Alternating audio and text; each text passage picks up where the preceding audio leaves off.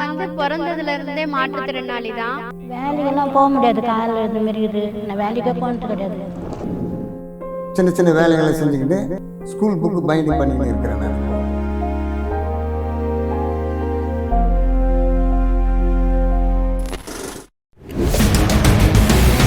தமிழ்நாட்டின் சமூக நீதி பயணத்தில் மாற்றுத்திறனாளிகள் நலத்திற்கு புதிய பாதையினை உருவாக்கியவர் முத்தமிழ் அறிஞர் டாக்டர் கலைஞர் அவர்கள்.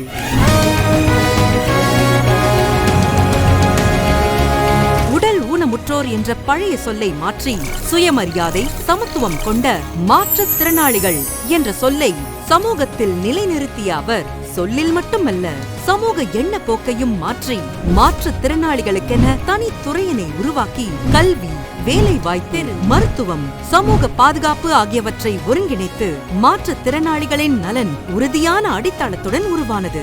மாண்புமிகு தமிழ்நாடு முதலமைச்சர் திரு மு.க. ஸ்டாலின் அவர்கள் இதை மேலும் வலுப்படுத்தி மாற்றுத்திறனாளிகள் நலத்துறையினை தன் நேரடி கட்டுப்பாட்டில் கொண்டு வந்து பல்வேறு நலத்திட்டங்களை வழங்கி மாற்றுத்திறனாளிகள் அனைவரையும் சென்றடையும் வகையில் செயல்படுத்தி வருகிறார்.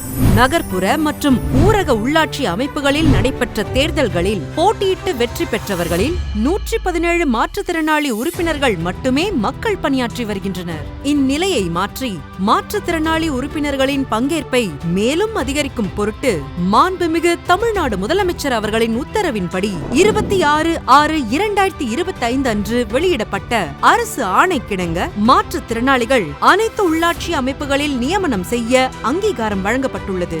நகர்ப்புற உள்ளாட்சி அமைப்புகளில் 26 மாநகராட்சி உறுப்பினர்கள், 144 நகராட்சி உறுப்பினர்கள் மற்றும் 479 பேரூராட்சி உறுப்பினர்களாக தகுதியான மாற்றுத்திறனாளி நபர்கள் உறுப்பினர்களாக நியமிக்கப்பட்டுள்ளனர். மேலும் ஊரக உள்ளாட்சி அமைப்புகளில் 9 மாவட்ட ஊராட்சி உறுப்பினர்கள், 74 ஊராட்சி ஒன்றிய உறுப்பினர்கள், 2899 கிராம ஊராட்சி உறுப்பினர்களாக தகுதியான மாற்றுத்திறனாளி நபர்கள் நியமிக்கப்பட்டு உறுதிமொழி எடுத்து தங்களது பணியை தொடங்கியுள்ளனர்.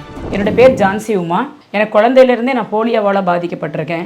என் பேரு கவிதா. நான் பிறந்ததுல இருந்தே மாற்றுத்திறனாளி தான். பேரூராட்சி, ஊராட்சி, நகராட்சி இதெல்லாம் வந்து நேரடி நியமன உறுப்பினராக பதவி கொடுக்குறாங்கன்னு கேள்விப்பட்டேன். அதுக்கு நான் அப்ளை பண்ணியிருந்தேன்.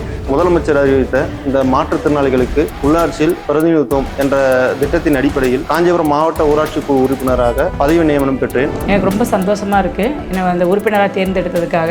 இந்த வார்டு மெம்பர்ல என்ன போல இருக்க மாற்றுத்திறனாளிகளுக்கு என்னென்ன குறைகள் இருக்கோ அதெல்லாமே நான் கிளியர் பண்ணணும்னு விரும்புறேன். இது ஒரு நியமன பதவி மட்டுமல்ல, அவர்களுக்கு மன்றங்களில் நேரடியாக பேசும் அதிகாரம், அவர்களின் தேவைகள், பிரச்சனைகள், உரிமைகள் அனைத்து நிலைகளிலும் பரிசீலிக்கப்படுவதற்கான வாய்ப்புகளை வழங்குகிறது. முத்தமிழ் அறிஞர் கலைஞர் அவர்கள் தொடங்கிய சமூக மாற்றத்தின் அடிப்படையில் ஒன்றிணைந்த சமூகத்தை உருவாக்குவதுதான் இன்றைய தமிழ்நாடு அரசின் நோக்கம். இதுவரை எந்த மாநிலத்தில் இல்லாத வகையில் 3 அடுக்குகளிலும் மாற்றுத்திறனாளிகளுக்கு பிரதிநிதித்துவம் ஏற்படுத்தி ஒரு வரலாற்று சாதனையை திராவிட மாடல் அரசு உருவாக்கியுள்ளது. முயற்சி செய்தால் எதுவும் முடியும் என்பதை உண்மையில நிரூபிச்சு வர்றவங்க மாற்றுத்திறனாளிகள் தான். உங்களுக்கு நான் இருக்கேன். மாற்றுத்திறனாளிகள் சார்பாக தமிழ்நாடு முதலமைச்சருக்கு நன்றி தெரிவிக்கிறேன். மனமார்ந்த நன்றியை தெரிவித்துக் கொள்கிறேன். ரொம்ப நன்றி.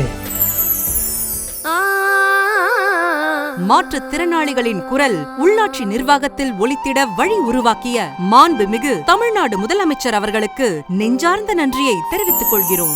நம்ம மாற்றுத்திறனாளி, நம்மளால எதுவும் முடியாது அப்படின்ற எண்ணம் மட்டும் நம்மளுக்கு எப்பயுமே இருக்கக்கூடாது. நம்மளாலேயும் எல்லார் மாதிரியும் எல்லாமும் பண்ண முடியும். எங்கே போனாலும்